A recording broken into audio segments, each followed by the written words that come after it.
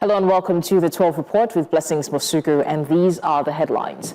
Now, the federal government scrambles to calm Dangote-PENGASSAN showdown. Abuja-Kaduna rail services set to be back on track, literally returning amidst lingering safety fears. And Cameroon's opposition parties rally ahead of October election. It's safe to say the ruling party should watch their back. As usual, we have our reporters stationed in different parts of the country and outside. We have Bettina Nweli joining us from the FCT, Umoru Kirawa joining us from Borno State in the northeast, Emmanuel Bagudu from Kano in the northwest, Austin Azu is currently in Imo State. Southeast, Israel Feropo joins from Lagos, southwest, Bongani Siziba joining us from Italy. We've got the details in a moment.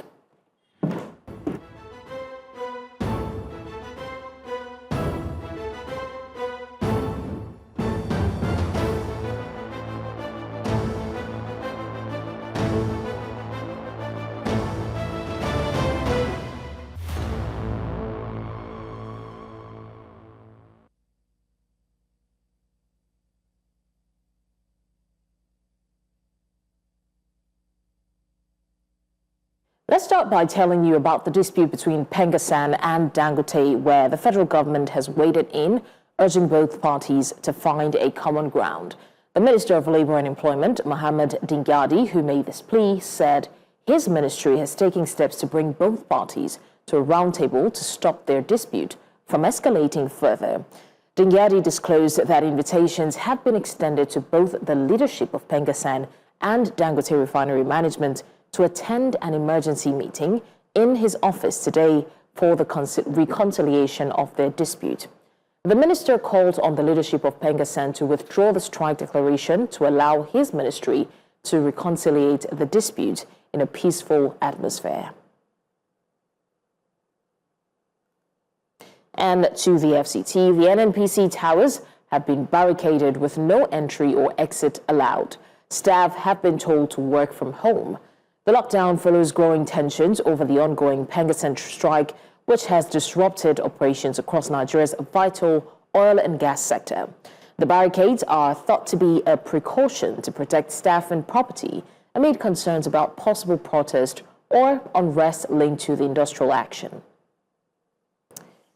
News Central's Bettina Nweli is at the NNPC towers in Abuja. Bettina, let's come to you for the latest updates. Now, we understand that there is a strike that has been declared.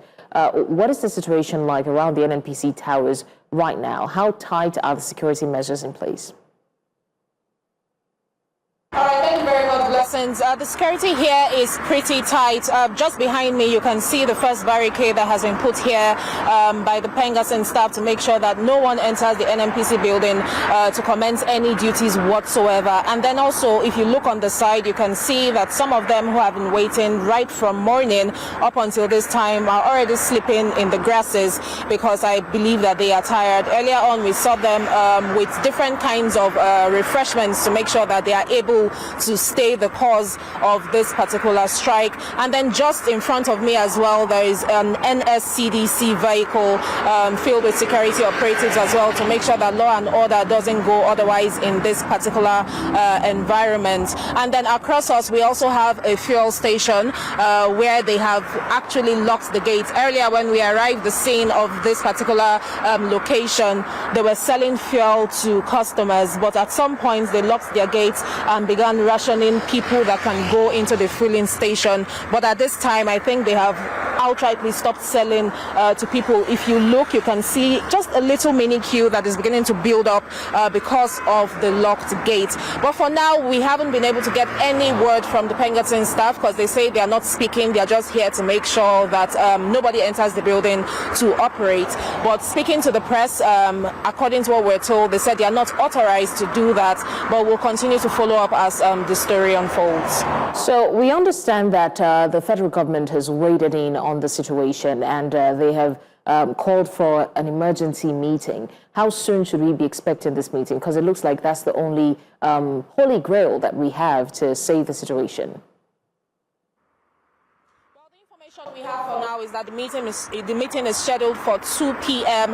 That's just a few hours from now. So anytime from 2 o'clock or let's say 3 p.m. we can now say, okay, these are the outcomes of the meeting and this is what has been said and this is how they plan to settle the issue. Really, thank you for the update, and definitely we'll circle back to the FCT to find out what's happening. Now, bringing you more stories on the 12 report. Let's go to the southeast now, where Austin Azu is standing by to give us update. Austin Azu, are you there? Can you confirm you can hear me, please?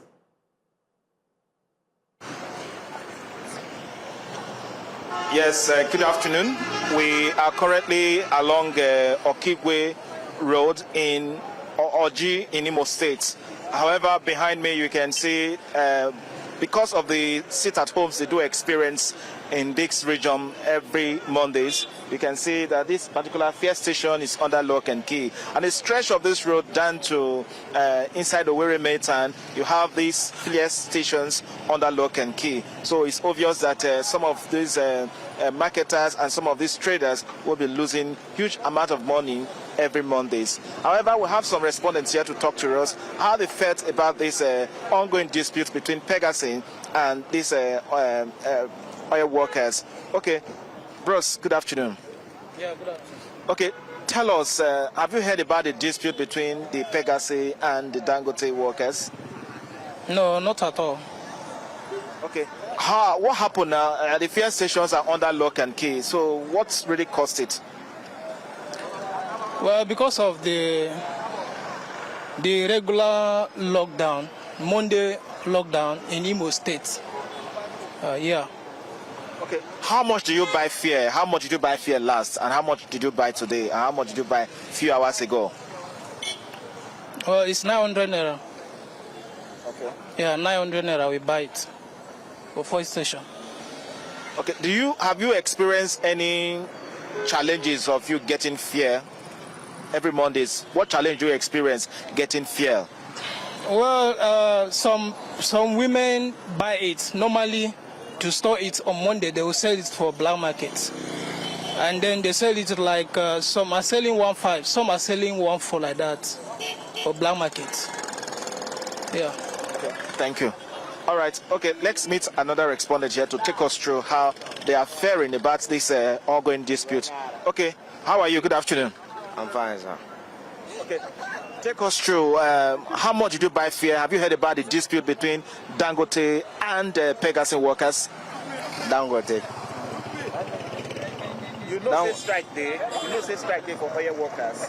No, I don't know. Workers. I don't know now.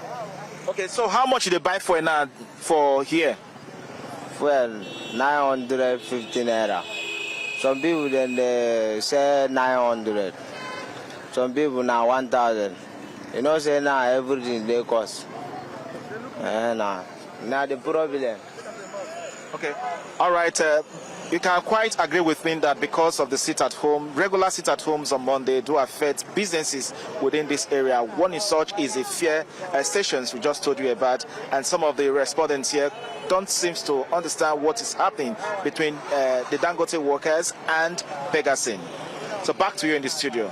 Right, Austin, the ignorance of the situation is quite surprising considering how this affects every single citizen. But let's go to Chinwe Ogele, who's joining us from Abia State, to also give us an update on the PENGASSAN strike issue. Chinwe Ogele, if you can hear me, what's the update currently in Abia State?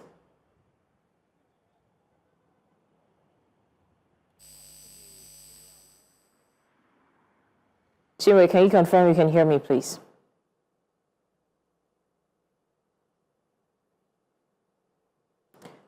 Chinwe Ogele, if you can hear me.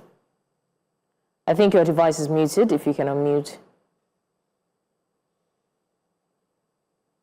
All right, while we wait to establish connection with Chinwe Ogele, we have Emmanuel Bagudu, who's standing by in Kano to give us an update on the situation that is a nationwide problem. Emmanuel Bagudu, can you hear me? Yes, I can hear you. Thank you so much from Kano. Good afternoon. All right, good afternoon. Here in Kano is business as usual. You can basically see finishes, going ahead with their normal businesses. the motorists, commercial transport operators are very clear to us that they don't even know if there's any strike going on because they have been able to go to filling stations and purchase the fuel. And then, of course, nothing is really happening. They are going about their normal businesses, and then the prices of fuel have not increased. Commuters have said they have not had any difficulty in accessing commercial taxis and, of course, commercial taxis. So it's business as usual in Kano. And, of course, the strike is not really having any impact in Kano. Yeah. All right. So does that mean that the people are not affected as well? Because you mentioned that it's business as usual. There's no impact. Does it mean the prices are not affected? The fuel stations are fully open and people are able to access fuel as usual? Coach, I approached one or two filling stations here and asked them whether they are aware there is any strike going on by PENGASSAN. They told me clearly that they have not received any letter and that their boss have not told them to stop selling the commodity. Of course, the fuel they have been distributing, and then they told me that they've heard that there's strike going on, but here in Kano, that there seems not to be anything happening that has to do with strike. So as you can see behind me, I'm standing right at the center of national local government, the commercial nav of Kano. Nothing is business as usual. Cars are actually going about their normal business. So the strike is not having any impact there in Kano. Yeah. All right, thank you so much, Emmanuel Bagudu, for the update. That's Emmanuel Bagudu giving us the update on the PENGASSAN situation. Let's go back to Chinwe Ogele, who's in Abia State, to also give us update on what's happening in Abia State regarding the fuel situation. Chinwe Ogele, if you can hear me. All right, okay. Chinwe, if you can hear me, just give us an update on what's happening in Abia State regarding the PENGASSAN strike situation. All right. Well, Chinwe is in Abia State, and we're hoping that we'll get a hold of the situation in Abia State there. But in the meantime, Nigeria's Supreme Court has held a special session in Abuja to mark the start of the 2025-2026 legal year. Chief Justice of Nigeria, Justice Kudirat Kekereekun, led proceedings attended by justices, senior lawyers, and top government officials.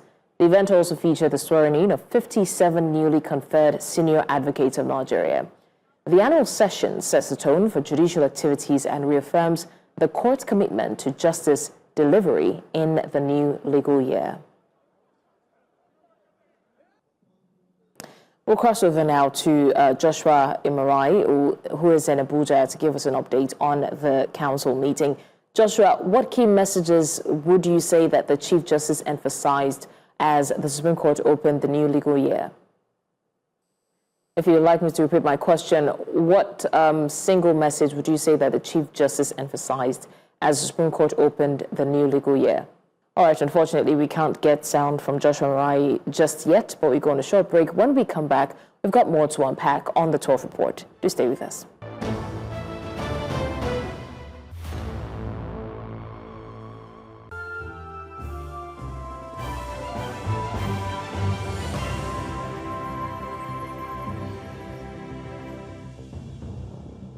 In continuation of our assessment of Nigeria's developmental strides since independence in 1960, today we turn attention to the power sector. Electricity is considered the heartbeat of development, but in Nigeria, power supply remains a luxury that most parts of the country cannot boast of. Since independence, the nation has faced daunting challenges and continues to search for lasting solutions to them. East Central's energy correspondent, Bettina Nweli, in this special report, examines the country's power supply efforts and challenges since independence.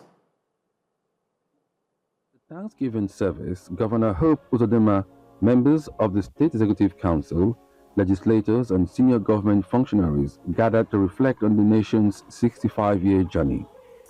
The event was not just a celebration, but also a call for divine guardians as Nigeria charts its path into the future. 65 years in the life of a man is not a joke. And I listen. In 1960, when Nigeria gained independence, electricity supply stood at 1,000 megawatts, serving only a fraction of its population. By the 1970s, oil boom ushered in major investments with landmark projects like the Kainji Dam and the National Electric Power Authority NEPA, created to unify power generation and distribution.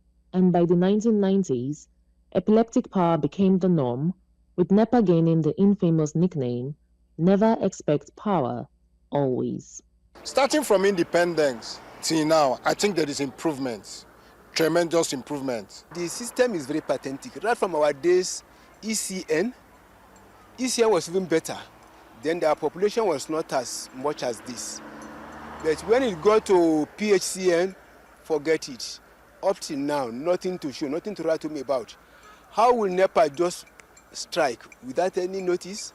A major milestone came in 2005 when the Electric Power Sector Reform Act opened the door for private sector participation. Government should have planned better, right? If we had better plans that were not focused on selfish political interests, if we had plans that were not, if we had plans that were long-term focused, in the sense that they were not just myopic and short-term focused based on administration targets, but if we had long-term development plans and then had or integrated the financing requirements, the institutional requirements, all that was needed and required to ensure that I believe we would have had gone a longer way. Since then, capacity has grown on paper to over 13,000 megawatts, but only about 4,000 to 5,000 megawatts reach homes and businesses, barely enough for Africa's most populous nation. Now, as I dey go house now, I no go meet light too. Sometimes for us, they go say light today since morning, but for night where we know the house, where we supposed to see light use for night, we know they see the light use. We are still crawling. No, we talk about energy, we are crawling. Our leaders they failed now. They are using power to steal our money, telling us power. If they want to do power, I told you, let all the states handle their power supply. In 2020, electricity bans were introduced to tie tariffs to supply hours. The move aimed to link cost to service, but it stirred controversy among consumers already burdened by high living costs. In Nigeria, there is the unique nature of the country calls for sometimes very brutal solutions. However, in this case, to be fair, to be honest with you, the banding system does not favor the customers, and it disenfranchises customers and discriminates as such. And power system engineers worldwide and nationwide, in particular Nigeria, have called on the authority to remove the band system. Many Nigerians saw the system as unfair, and now talks of scrapping the bans has reignited debate over pricing and service delivery. And yet, frequent grid collapses, poor infrastructure, and policy inconsistencies continue to dim progress. States now have the opportunity to regulate the generation, the transmission, and distribution, supply of electricity within their domain. This is what the focus of the country should be in the power sector. Let all states go and take account and ownership of the development of their people. The first and the highest priority should be ensuring that we have a stable, reliable, efficient, and competitive grid, right? A grid that is able to remove or to have redundancies that mitigate against system collapses, right? A grid that has the customers completely mixed out so that you can account for power that is being generated, transmitted, and distributed. Nigeria's power story is one of ambition and setbacks. 65 years after independence, the nation still wrestles with turning potential into reliable and uninterrupted power supply for its citizens. In Abuja, for News Central, Bettina Nwili. A beautiful report put together by Bettina Nwili on Nigeria turning 65. Joining us to discuss more on this is an expert on power engineering Idowu Oyebanjo. He is the Managing Director of Idfund Power Engineering Consultants, IPEC Limited. Thank you so much, Idowu Oyebanjo, for joining us. All right, let's just go straight to it. I'm going to start off by asking, despite multiple reforms and multiple investments, why is it that Nigeria has continued to struggle with consistent power generation, power transmission, and power distribution till now? Yeah, because of misalignment in generation, transmission, and distribution systems. Nigeria has been grappling with poor power system despite many reforms due to bottlenecks that you have in the interfaces between transmission system and distribution systems. These bottlenecks have not been fixed, and so they do not allow the flow of power. Nigeria has about over 13,000 megawatts of generation capacity installed, but can only push through about 5,500 megawatts through the transmission system, and was still about 3,500 megawatts regularly to consumers. This is very, very low for a nation of over 200 million people. So bottlenecks exist at the interfaces. There is high, what we call ATC and C losses, that is aggregate, technical, commercial, and collection losses. What this means is that the power that is being sent by the generators through the transmission network and distribution network to the consumers, they are lost. Almost 50% of it is lost on the way. And that's a huge ATC and C losses, because it should never be more than about 10% or 7%. But look, Nigeria has 50% losses on those lines, transformers, circuit breakers, and other devices before they get to the customers. Obviously, this includes the electricity theft that happens within the customer's facility. There is lack of adequate protection and metering system. You have high illiquidity in the system. Illiquidity is a major setback for the Nigerian power sector, because if you put in 1 megawatt and only 0.5 megawatt is seen, that's a lot of loss. But out of the 0.5 megawatt, because of lack of metering, you are getting 0.2, the money for 0.2 megawatt. So this is a significant illiquidity problem that Nigeria is facing over the last 60 years. So the lack of power system investments over the many years of this 65-year period under review, the lack of power system planning. People use politics to put power investments in places, which is wrong. That's not a power system we develop. You only develop power system properly by using network modeling tools, which you can use to study the network and advise the necessary investments. Fortunately, in the last 3-4 years, we have been able to deploy Siemens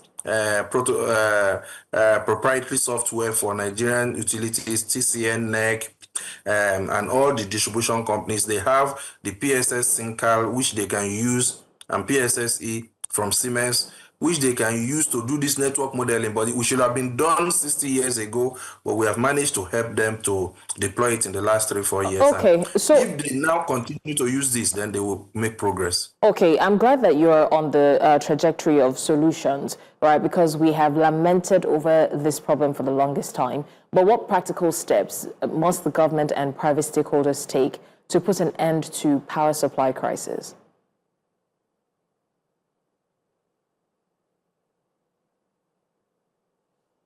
Can you hear me? Okay, unfortunately, I think we lost our guest, but he was already discussing some possible solutions, and I'm glad that he went to that direction before we unfortunately lost his connection. Now, News Central's Joshua Imarai, who is in Abuja, gives us more updates on the legal proceedings. We did mention that the Supreme Court has opened the new legal year, and some discussions were had.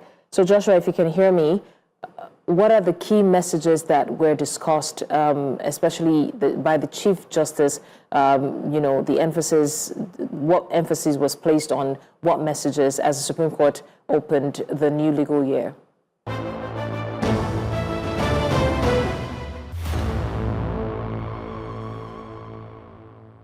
Many thanks for staying with us. Now, physical danger, lack of training and support, psychological trauma, exposure to traumatic events, dangerous work environments, a lack of trauma counseling, amongst others, have been identified as major causes of stress for workers in their various fields of endeavor. News Central's Chizoba Anyowi was out on the streets of Jos, the Plateau State capital, to find out the causes of stress for workers and how they can maneuver this condition. And she filed this report. Psychologists describe stress as a feeling of emotional strain and pressure. It is also a form of psychological and mental discomfort. Work-related stress can stem from different aspects as they occur in human activities. Professor Kingsley Okonoda is a psychiatrist and has this to say as to key causes of stress for workers. Number one, do you have the competence for that work? So you must build your competence for the work. Number two, do you have the resources that you need to carry out your work? Number three, in terms of interpersonal relationship that has to do with the work, is your boss giving you more than you can cope with? Are you taking more than you can carry? Is there policy as per work designations, or in some organizations they will say it's not only what you have been employed for that you should do, but there should still be a policy that guides helping others, so that sometimes somebody will not say you are stepping into his boundaries and so on and so forth, and that becomes a source of stress in itself. For some workers who spoke on the effects of this condition, they say that stress has different effects on their mental and physical well-being. It makes me confused. What I'm supposed to do, maybe like an A, I will give a D. So it's not too good for one to work under stress. It reduces my productivity seriously, because your heads become clogged, you feel tired, you just feel as if the end of the world is near. It doesn't give me enough time to really want to give him my best at all. And your superior cannot even really do anything because she's handicapped. It's not easy, Mama. While there are reports of many people who collapsed and died out of stress in the course of work, here is a look at some measures as a way out. Build your own resilience by your dieting, by your exercise, by your interpersonal relationship, by your skills that you have learned, by your learning how to be assertive and emotional intelligence. Number two, manage the workplace by the way you manage your boss, manage your workspace, manage the work you do, adapt the environment in such a way that you create meaning out of things that are chaotic. Avoid things that you can avoid, alter things that you can alter. Despite the effects of stress on people, Professor Konoda maintains that stress is a part of life, but advised that people should be more attentive to their bodies to know when to rest. In Plateau State, from News Central, Chizoba. Also joining us to give us updates in Lagos State is News Central's Nasiru Agbalaya. Nasiru, can you tell us what the development is? Give us an update. Well, thank you, Blessing. Currently, we are at Chevron here in Lekki axis of Lagos State. Myself and the team have gone around Victoria Island. We've seen that there is total compliance with the directive sent by the PENGASSAN leadership. Well, I'm not here alone. I have with me one of the regional... please come to Tijani, please step forward. Okay. So, now, come to Tijani beside leaders of PENGASSAN. He's the regional chairman. I am the Lagos Zonal Secretary and a member of CWC, the Central Working Committee. Thank you. So please tell us what is happening right now. What's like?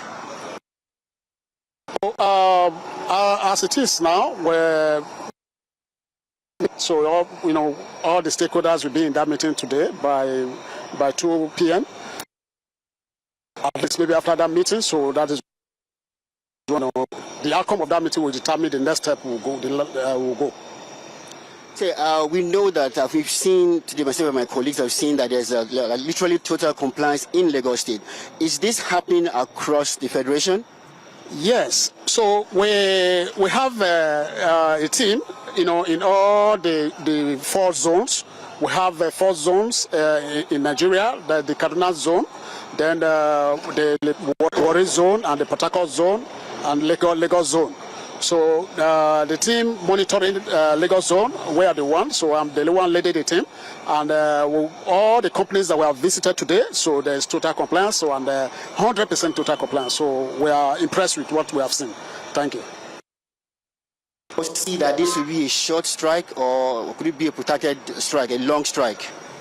Like I said, the meeting that the leadership, is going to have with with all the stakeholders today. So we, determine whether the strike will end today or not.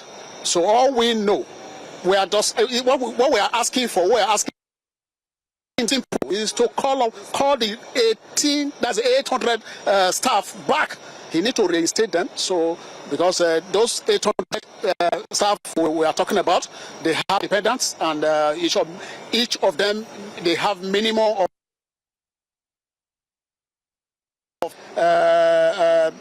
over 10,000 people. Dangote has removed food from their table, and so we say no to it. Well.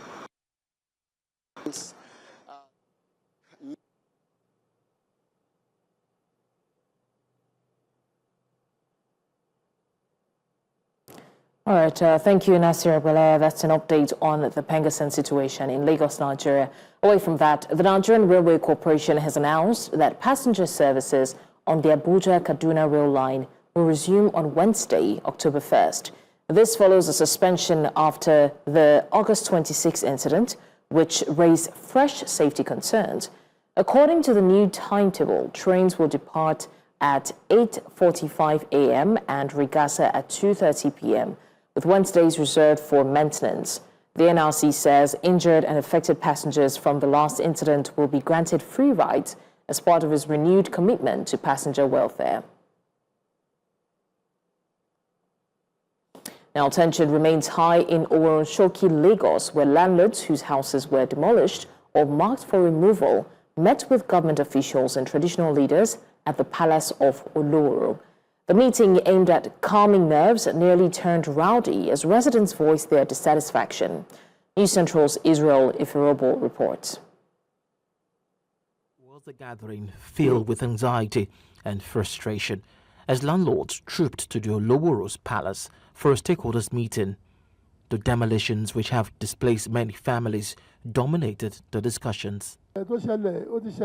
Well, how do we move forward? It will not be a total loss. For those whose houses have been demolished or those that have been marked that are yet to be demolished, it's not going to be a total loss. That's the extent of work we've been able to do so far. The Oloro stressed that the disputed land belonged to the government and were never sold to private individuals.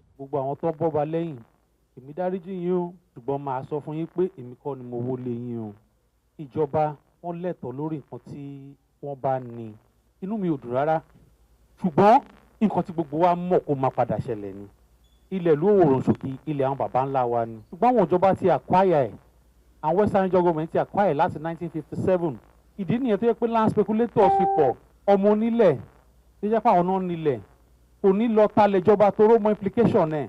Despite those assurances, residents remained unconvinced and openly rejected the outcome. The first demolition in Oworonshoki was in 1982-83. When Jack Onde was the governor of Lagos State. So when they came, all this place we are now, there's no building. Even the place they are demolished now, there was no building there.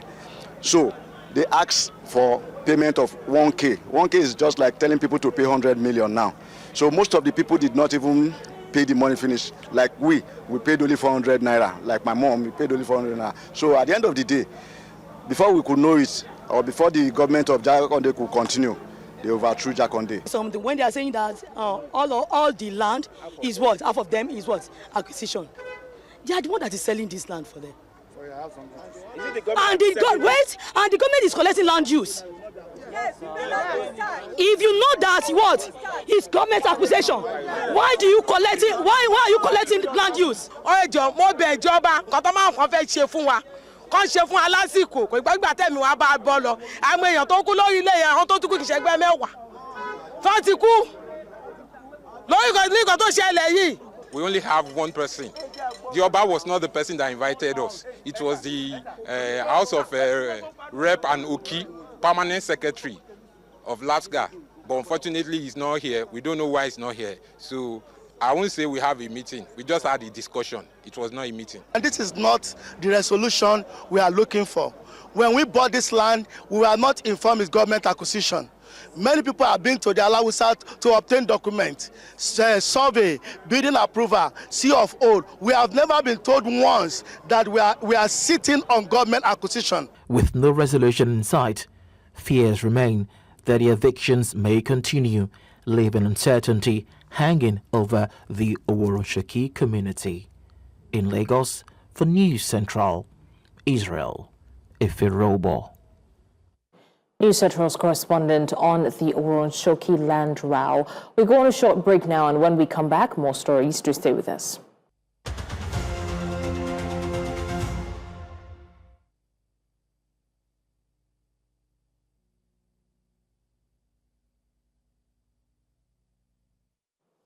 And to business now. In South Africa, Global Energy Spotlight is on Cape Town as the 5th African Energy Week kicks off, drawing over 7,000 participants from more than 100 countries. Running from 29 September to 3rd of October, the summit has become Africa's foremost platform for energy deals and policy direction. This year's theme, Invest in African Energies, positioning Africa as a global energy champion, underscores a shift from lofty debate to practical African-driven solutions. At stake is sovereignty. Resource-rich nations are insisting on their right to fund and develop oil, gas, and renewables to meet the continent's urgent energy needs. Different is that we have an amazing program, an exciting crowd. Yes, we had the same in the other years, but there is an enthusiasm with respect to oil and gas exploration, again, in Africa. And that's an amazing story to be able to have this year. In the past, we had significantly headwinds off of the back of perceptions around transition, which we do not have, or at least we have lesser this year. There is a greater concern around security, energy security, using gas to be able to drive industrialization in Africa. And we're really excited over the next couple of days to talk about some of these issues. We're seeing exploration continue in places like Namibia, hotspots like Namibia. We're seeing Nigeria with the presidential initiative on exploration, which is gaining ground significantly. We're seeing many more dollars going into some of these projects. Congo, for example, Senegal. We have the minister from Senegal this year talking about some of the things that they're doing to be able to improve the operating environment.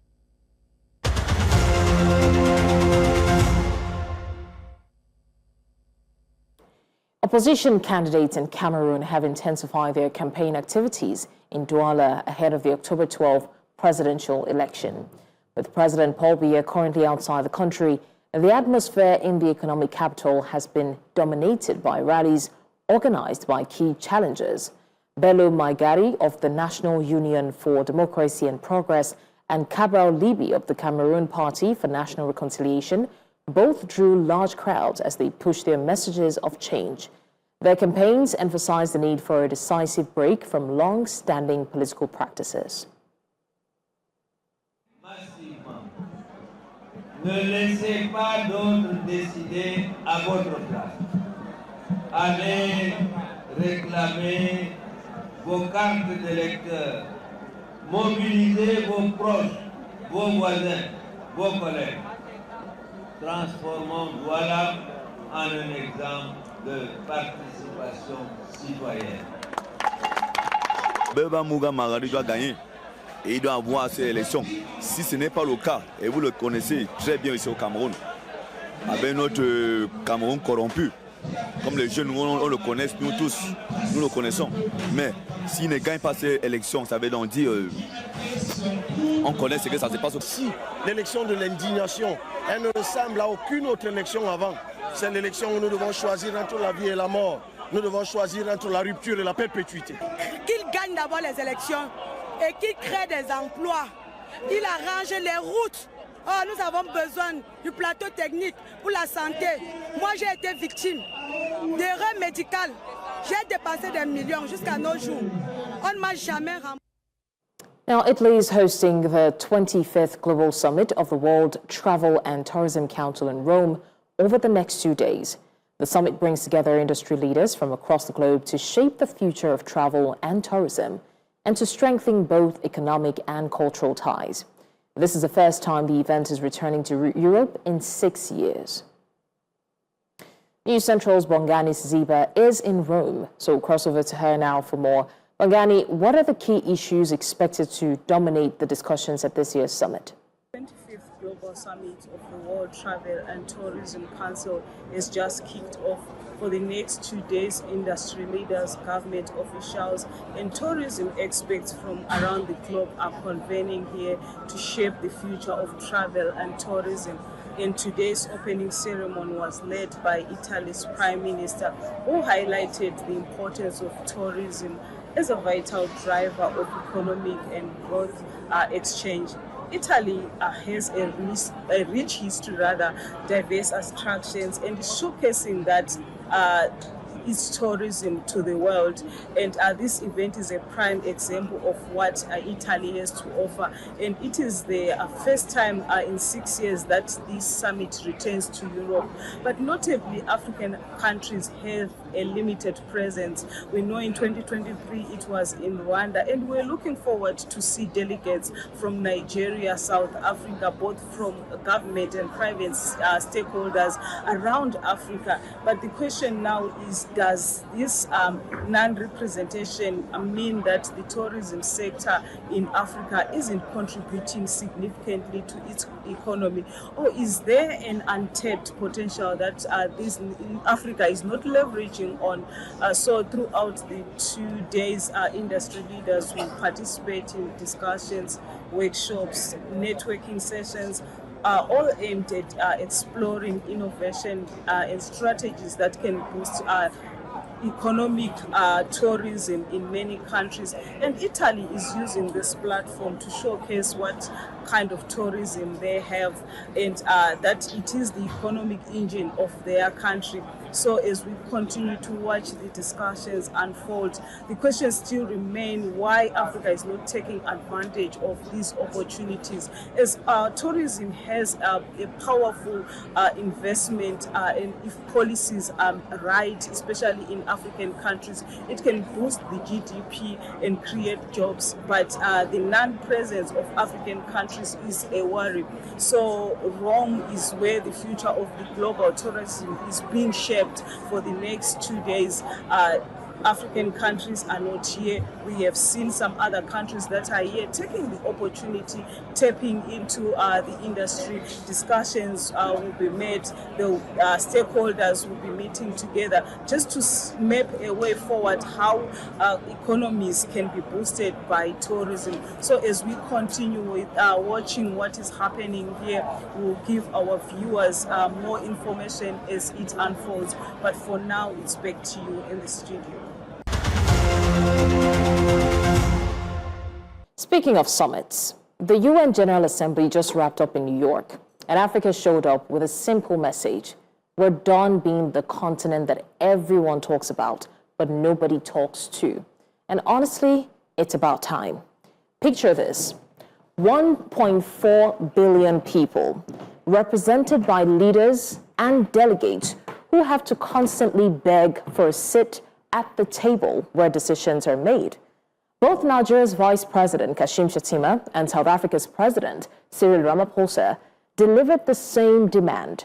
Africa deserves a permanent spot on the UN Security Council, not as charity, but as basic arithmetic. But Shatima went beyond symbolic requests to bread and butter realities.